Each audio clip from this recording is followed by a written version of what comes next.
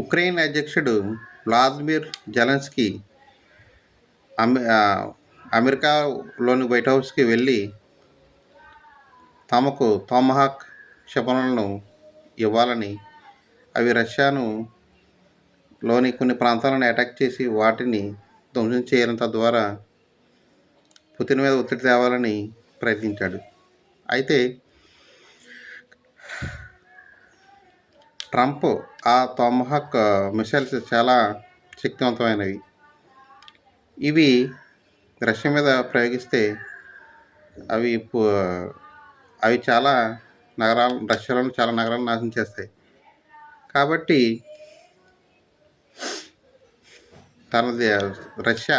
Putin తన దేశం రష్యాని కాపాడుకోవడానికి ఈ ట్రంప్ మీద ఒత్తిడి తేవడానికి ఈ బుర్విస్నిక్ అనే అణు మిసైల్ను పరీక్షించాడు. ఇది ఎంత పవర్ఫుల్ అంటే ఇది ఒక అన్లిమిటెడ్, ఒక 15,000 కిలోమీటర్ల వరకు టార్గెట్ని ఇచ్చేయగలదు. అంతేకాకుండా ఇది గాల్లో చాలా గంటల పాటు ఉండగలదు. తన దిశను మార్చుకుని వేరే టార్గెట్ని హిట్ చేయగలదు. తద్వారా అమెరికాలోని చాలా కొన్ని నగరాల మీద దాడి చేస్తే అవి చాలా తీవ్రంగా అణువాయుధం ప్రయోగిస్తే మనకు తెలిసిందే కదా ఎంత విపత్తు సంభవిస్తుందో. అది చాలా రేడియేషన్, చాలా బిల్డింగ్స్, జనాలు, సామాన్య ప్రజలు మొత్తం అన్నిటిని సర్వనాశనం చేసి పడేస్తుంది. దీంతో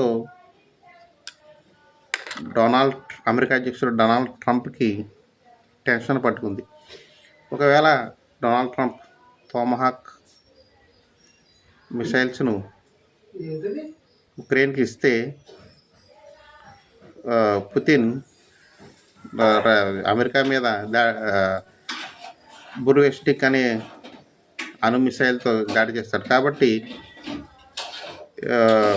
డొనాల్డ్ ట్రంప్కి ఇది చాలా నిద్ర పట్టట్లేదు. అందుకని డొనాల్డ్ ట్రంప్ ఈ టొమహాక్ మిసైల్స్ని ఉక్రెయిన్ అధ్యక్షుడు జెలెన్స్కీకి ఇవ్వకపోవచ్చు. ఇది రష్యా అధ్యక్షుడు పుతిన్ యొక్క తెలివితేటలను, అతని మేధాశక్తిని, అతని పవర్ను తెలియజేస్తుంది.